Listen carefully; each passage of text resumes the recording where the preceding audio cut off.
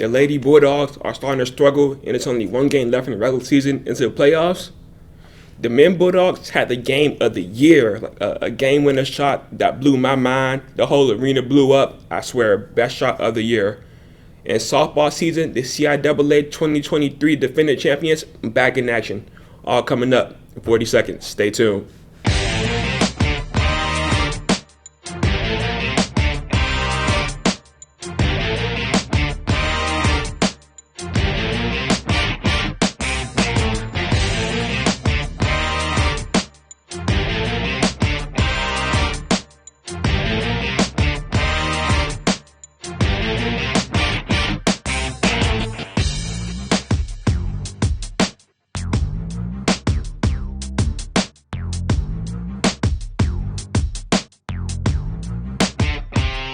Good evening, everybody, and welcome back to another episode of Bowie State Sports Talk here on the WBSU Bulldog radio station. I am your host, Jalen Sims, and we got a pretty jam-packed episode. We got basketball. We got, like I said, the softball season back underway, men's and women's basketball. Let's get started with the ladies. The Lady Bulldogs are now 12-13. Yes, they are under 500 for the first time this season. They have been absolutely struggling as of recently.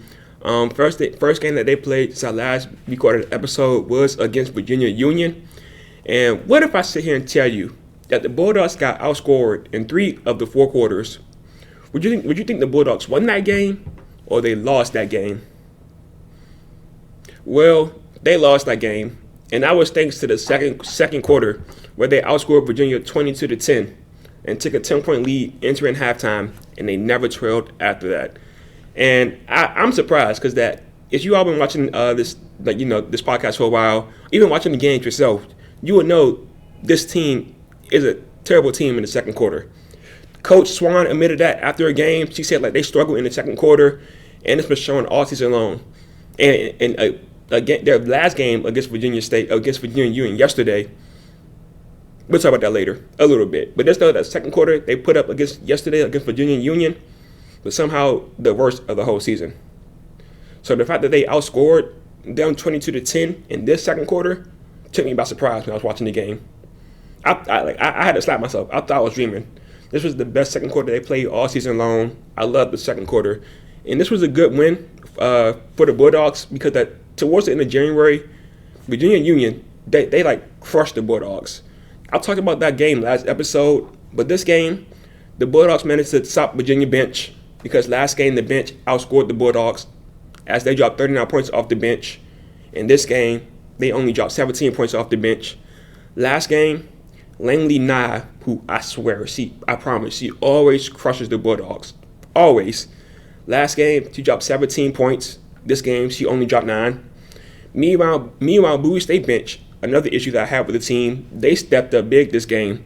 Odion, the former CIAA Defensive Player of the Week, she dropped 7 points off the bench and 8 rebounds. But one thing about her that kind of worries me is her free throw shooting. She shot 1 for 7 up from the line, and that's going to scare me coming in playoffs. I told y'all, the bench and free throw shooting for this team is two things that pretty much scare me. Like when playoff time come, they got to get that situated. But she was absolutely killing the glass. There was a few rebounds that she grabbed that made me get up out of my bed. I was watching this in bed. I had to get up out of bed to catch my breath. She grabbed that, she was snagging rebounds. She got up there over defenders. That's when Maya Smith, she had 7 points off the bench, and Tyson, she had 6 points off the bench. So Bowie State bench, they stepped up this game. I think that's the reason why they won. Now the shot selection from this game really had me scratching my head.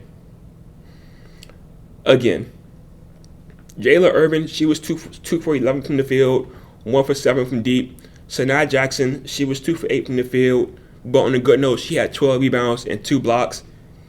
One of them was close to being a snatch block, but she couldn't get it. But it was a vicious block. 2 of them was vicious. And Katara Myers, she shot 1 for 10 from the field. And I say this all the time, but I feel like majority of the shots that they take are foul baiting shots. They put it up in hope of getting the foul call. They don't aim for the bucket. They just aim in hopes of getting the whistle. If y'all know me, y'all know Joel Embiid, he's a great player, but I don't respect him because of the way he foul baits. I don't appreciate foul baiting at all. That's not real basketball.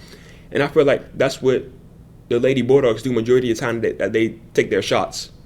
Three-pointers, of course, like three-pointers don't count because they're not foul baiting three-pointers. Majority of the threes are open. They just miss. But the twos that they miss, whether it's the floater that the floater that Jayla Irvin like to take, or it's layups that they take off of offensive rebounds, I feel like they're trying to get foul calls rather than make a basket, if that makes sense. I don't like that. I think that's why they're struggling from the field. 1 for 10, 1 for 7, 2 for 11, 2 for 8, because of foul baiting.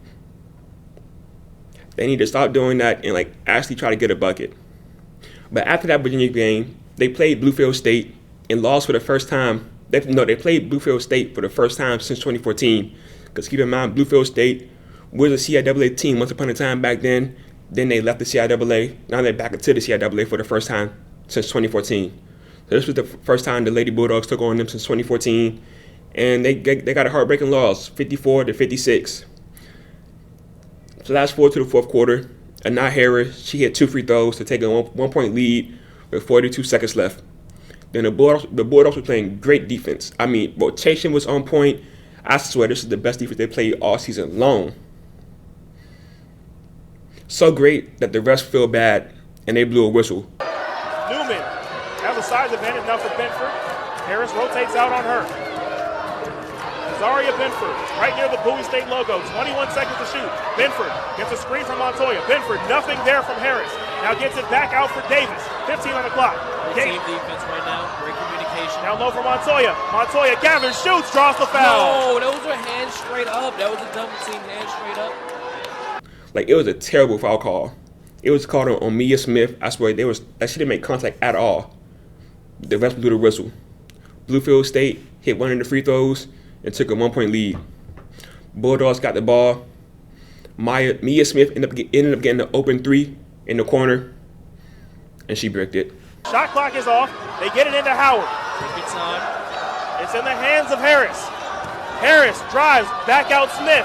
Mia Smith with 2 big blue around her. 12 on the clock. Now Harris has it. Harris with 10. Harris makes her move. Now for Smith. Mia Smith catches, shooting the corner for 3.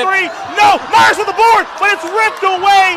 And Bluefield State, the Bulldogs have to foul. They do. They foul Newman with 2 seconds to go. This, like I said, this was the heartbreaking loss because that last possession, defensive possession, everybody was in the chair. Great defense. I promise y'all, it was not a foul. I'm gonna put the clip over top of me talking, and y'all let me know in the comments if y'all think it was a foul. It wasn't a foul. The ref called it. They hit the free throw. Mia Smith missed the game-winning 3 in the corner. Heartbreaking. Anah Harris was the only Bulldog this game to finish with double-digit points, as she had 21 points. Meanwhile, 3 players on Bluefield State had double-digit points. Once again, lack of scoring. I get it. Y'all trying to get foul calls, but that need to stop. Jayla Irvin supposed to be the second best scorer on this team, but she's been kind of in a slump recently. Meanwhile, Anah Harris, she's always on it. She needs more help. And even though majority of her points come from the free throw line as well, she became a greatly better free throw shooter over her 3 years here at Bowie State. I must give her props for that, but she needs help scoring the ball. On a good note for the Bulldogs, this was a great game from the free throw line. They shot a season high 22 for 24. That's their best game from the free throw line this season. So maybe they're hearing my critique. If they are, I love y'all. I support y'all. I just want to see y'all win. Same thing with the football team. I was on a football team, heavy, hard. I got expectations for them. You're talking about a 3-time CIAA champion back to back to back. My expectations are high. Same thing for y'all. Same thing for the softball team. Same thing for the bowling team. That's why I'm on y'all heavy. I expect a lot from y'all. It's all love. It ain't no hate. It's just high expectations. They then took on Bluefield State again, and they won this time 70-63.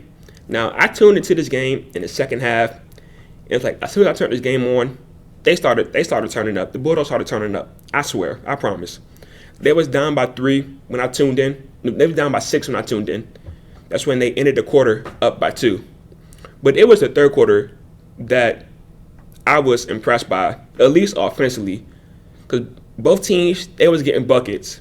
Both teams made 8 field goals. Both teams made three three-pointers in the fourth quarter. What I meant that impressed me. The fourth quarter impressed me. Both teams, they was going neck and neck. 8 field goals, three three pointers. But the free throws is what gave the Bulldogs to win this game, as they shot 7 for 8 from the free throw line. And yes, they was getting calls this game, but they don't get calls every single game. Majority of the shots that they took, not majority, but like a few shots that they took, I felt like they was trying to get a foul call. Fortunately, they got a foul call. I still didn't like the shot selections, but it paid off because they hit at the free throw line and they got sent to the free throw line, right? So they shot 7 for 8 from the free throw line in the fourth quarter, and that's really why they won this game. But Bowie State bench, they stepped up once and again. I get credit where credit is due. They scored 24 points. 14 other points came from Mia Smith after she had a rough game last game, missing the game with a 3 and fouling. She shot 2 of 6 from deep. 2 of those threes came in the fourth quarter when absolutely needed. So she hit 2 of the 4 threes in the fourth quarter, and both of those threes was needed. She was 0 for 4 prior to that, but 2 for 2 in the fourth quarter when needed. Shout out to her for stepping up big after last game. The Bulldogs, they then took on Virginia Union once and again last night. I didn't take notes from this game, but I was watching. One thing that I really remember was that entering halftime, they were shooting 5 for 31 from the field. That second quarter was absolutely terrible. The first quarter was good. They was down by like 2 or 3 points. But the second quarter, I was at the gym watching the first quarter. That's when I was in the cafeteria by the second quarter, eating my salad, and I almost lost my appetite watching them in the second quarter. Like I said, this team is not a good team in the second quarter, but somehow, some way, this was their worst second quarter they played all season. I don't know what exactly they shot in the field. I think they hit 2 field goals in the second quarter. Only 2.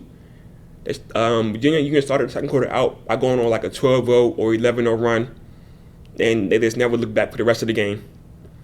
It was terrible. Like I said, I didn't take any notes for this game, so just off of my memories, 5 for 31 entering halftime in the second quarter was the worst quarter of all time. At that point, the game was out of reach, out of hand. They got one more game left this season. I believe it's this Friday. I forgot who it was against. But after that, they travel down to Baltimore on Monday to take place in the CIAA basketball playoffs, where it's win or go home. And like I said, the bench need to produce more points. They need to stop foul baiting, and if they do get foul calls, they need to hit their free throws. And even the starting 5, people not named but not Harris, need to step up offensively. That includes Sanaa Jackson, Jayla Irvin, Robin Howard, and I forgot who the other person is. But they need to step up defensively and offensively. That's my 2 critics for this team entering on the playoffs. If y'all see me next Thursday with Trophy, y'all will. The playoffs will be over by then, so I'll give y'all a recap of the playoffs. Now, onto the men's basketball team. While the Lady Boys kind of losing their momentum that they had at the start of the regular season, the men's is kind of starting to find theirs, believe it or not. They're 10-16 right now.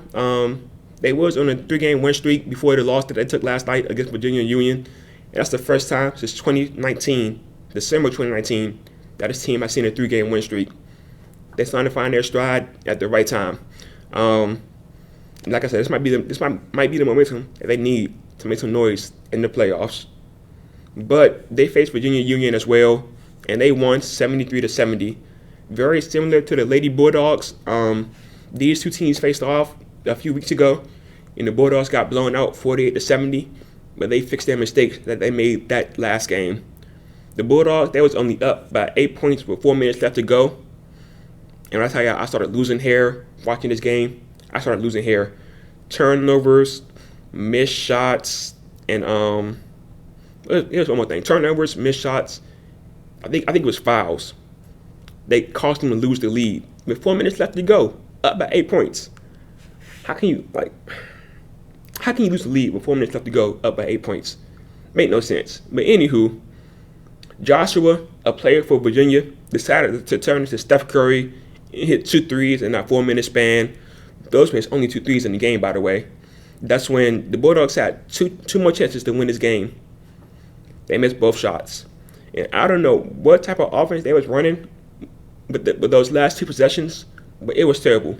Caleb Johnson, remember that name, he's going to come up very clutch later on in this episode. Caleb Johnson and Anthony Carpenter was passing the ball back and forth for the whole shot clock for those 2 possessions straight, back to back. Maybe they was trying to break the zone, because good ball movement can break a zone defense easily and get an open shot. But obviously, if it don't work after like the first 5 passes, try something else. But no, they sat here and did that 2 possessions in a row for the 4 shot clock and got 2 bad shot selections. The first possession, Caleb had to shoot a 3 because shot clock ran out. He had to heave up a 3. He missed. The next possession, same thing happened to Anthony Carpenter. He missed a 3. He had to shoot up a 3 because of shot clock. So the game went to overtime. In overtime, I must say the Bulldogs, they did play great defense.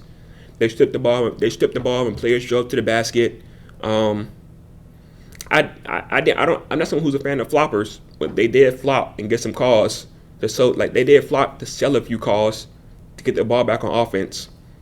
I don't like it, but hey, you gotta do what you gotta do to win, man. Shout out to Kyle Lowry.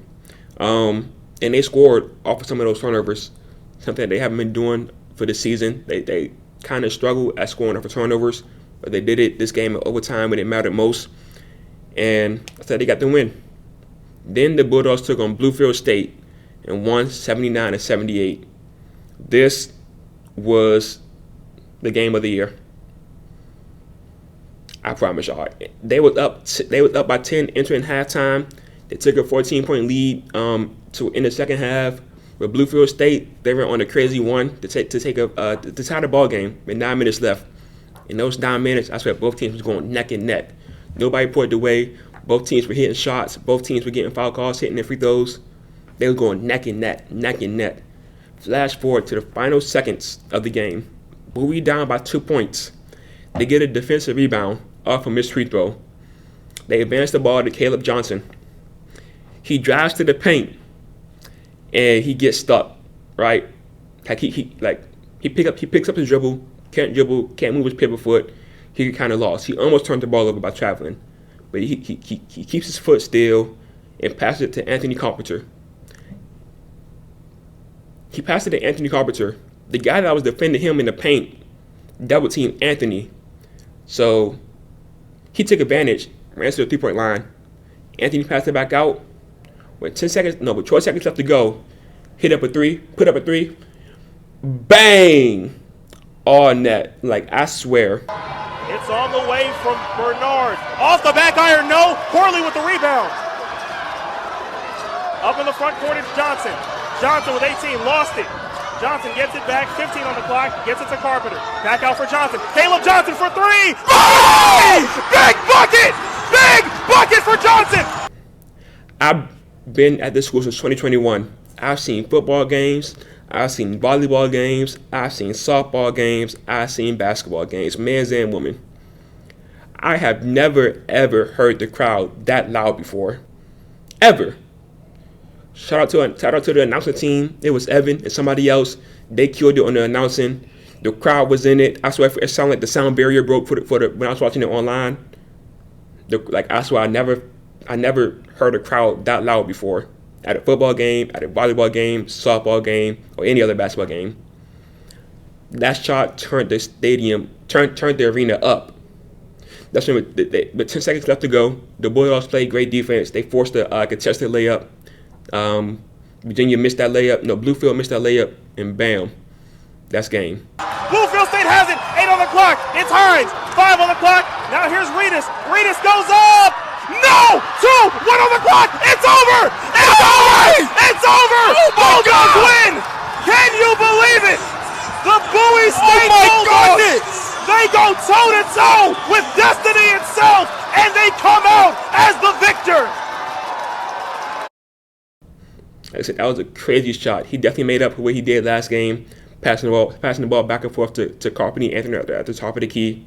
But that 3 was the 3 of the year, 3 of the decade. My 3 years being here, I have never seen a more clutch shot and a more loud crowd than that at all.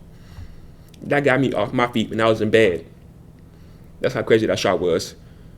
But after that, they played against Virginia Union. Like I said, I didn't take notes for this game either. It was yesterday, and I was at a gym where it was going on and whatnot. So, no, I was home from the gym when this game happened, but I still didn't take notes. One thing I must say, they lost that game. On a positive note, the 5-time CIAA Rookie of the Week, Kevon Corley, he recorded 21 points. And that's about it. That's the only good thing from this game. Now, on to softball. Softball season is back in action. The defending CIAA champions are now, I believe they are 3-6 this year. They started their first 2 games against Morgan State. And story time, I got a friend who go to Morgan State. So I told him, let's put $20 on the game. Because he's always posting Morgan State softball stuff on his Instagram stories and whatnot. I said, you that confident? Let's put $20 on this game. He said no, because he's broke. I was like, okay, cool. Before that game took place, I told Coach that I got $20 on this game, which I didn't. But I told him I got $20 on this game to try to pump him and the team up, try to inspire them to play hard. Well, let's just say that didn't work. Because they lost game 1, 1-6, and they lost game 2, 1-9. And I don't know what it is, but the Bulldogs can never beat Morgan State. They can't. They're 0-6 all time against Morgan State now. Like, I know their football team is D1. I guess their softball team is D1 as well. But we can never beat Morgan State. Never. Now, I didn't watch these games. I was busy. I just kind of looked at the stat sheet. So I'm just going to kind of read you the stat sheet of their next few games. They participated in the HBCU Classic, with CIAA and SIAC teams faced off against each other. They beat Albany 9-1. Kira Pullins, I heard that name a lot last year. She had 3 RBIs and 1 run. Sydney Edmond, she had 3 RBIs and 2 runs. They then faced Winston-Salem State. They won 13-3. They beat Kentucky State 9-1. Then they lost to Edwards 8-9, and they lost to Tuskegee 3-4. That's when yesterday they played Howard State. They lost game 1 3-4, and I forgot, but they lost game 2 as well. But they got off to a slow start. We saw this happen last year. I'm not really worried because at the end of the day, they're a CIAA team. So once they start playing CIAA teams, that's when my worry come in. They already played one team, and that one team was Winston-Salem State, who they beat, I believe, was 13-3. So that's good. As long as they beat the CIAA teams, I'm satisfied. But then and again, I'm not. Because that win, I'm confident. So I'm going to say once and again, they're going to repeat back-to-back. When they win a championship this year and make it to the NCAA playoffs, those are no longer CIAA teams. Those are champions from other conferences, from other conference. So I need them to do good against the CIAA teams, but I also need them to do good against non-CIAA teams. But it's still early in the season. They're trying to get their legs back, trying to get their pitching back and whatnot. So I give them a pass. I give them a pass. But if this continues, I'm worried. Now for the after talk. How to fix the All-Star weekend. To me, let's start off with the All-Star game. I say, let's move the All-Star weekend to the off-season. Like the finals are over in July. Let's give the losers some time to have a vacation to Cancun. Let's get the winners some time to celebrate with their family and get back to sober because they're gonna be drinking. Get back to sober, get back to normal. So it takes place in July. I believe August. Yeah, it's August after July. So have All-Star weekend in August. Cause you can't sit here and tell me that you all have seen players work out in the off season, right? Have pickup games in the off season, work out in the off season. They give more effort in those pickup games in off season workouts than they do in the All-Star game. And I get it. When they get hurt, it's the middle of the season. Playoffs are coming up very soon. So it's like, I get it. But see, they put in more effort during the off season than they do in the All-Star game. So I say, let's move the All-Star break to the off season in August, once the finals is over, and see how much effort players put in during the All-Star game. Because if they get hurt, they got time to recover. Playoffs not coming up. Like playoffs are already over. They don't got to worry about being made for playoffs. But let me also about to say, as far as what's going to happen if you move the All-Star break, players still get a week off, but have their week off be during the Super Bowl week, because they want to travel to the Super Bowl, see the Super Bowl. So have them have that week off, Super Bowl on Sunday, and they get back to action on Tuesday. They got Monday off. They travel back to like their town or whatever on Monday, and they get back to action on Tuesday. That's what I would do. I would move All-Star break to like August, and All-Star game and All-Star weekend to August. Players still get like a break in the middle of the season, but instead of having their break be at the week after the Super Bowl, I would have their break be the week of the Super Bowl. So that way, they want to travel to like the Thursday. What's happening on Thursday? But that's like that's like the week before. So that way, if they want to travel to the Super Bowl, they can travel on Sunday or travel on Saturday. That's when they get back on Monday and be ready for the game on Tuesday. That's what I would do. As far as the dunk contest, I don't know. Zach LaVine and Aaron Gordon set the standards too high. I think nobody can top it. I heard people say, "Oh, bring in non-NBA players like street ballers. They be dunking crazy." That's cool and all, but like that's pretty terrible for the brand of NBA, if you ask me. You got NBA players who can't do a dunk contest, like a good dunk contest.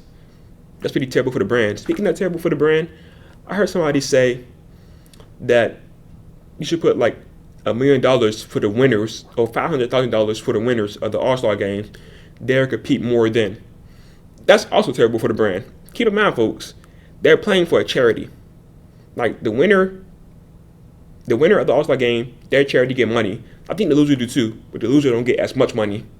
So imagine you put $500,000 to the winners, and they start playing harder.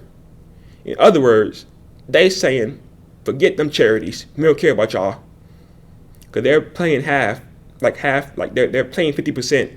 They're playing 25%, but the charities, they get their money, and that 25% go up to 75% effort. In other words, to me, that's not like, man, we don't care about them charities. We just care about our money. So no, don't give the winners like $500,000. Don't do that. Because that's going to do bad for the brand of NBA once and again.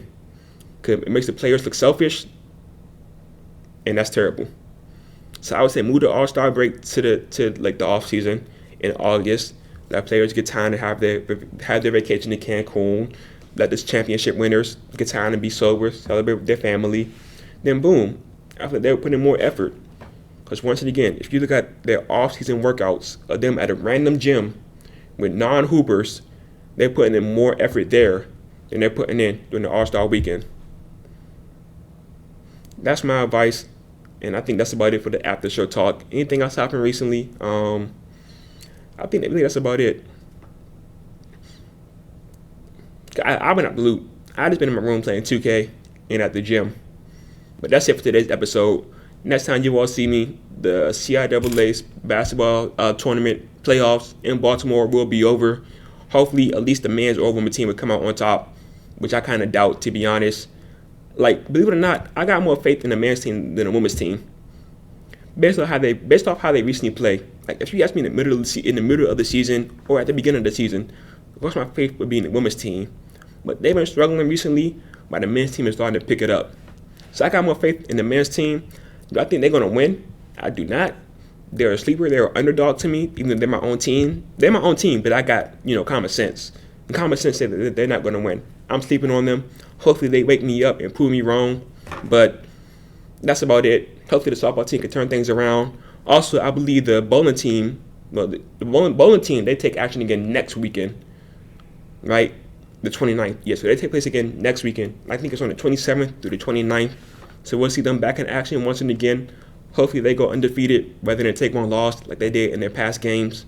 But that's it for today's episode. Appreciate y'all for tuning in. I'm your host, Jalen Sims, here on the WBSU radio station. I'm out.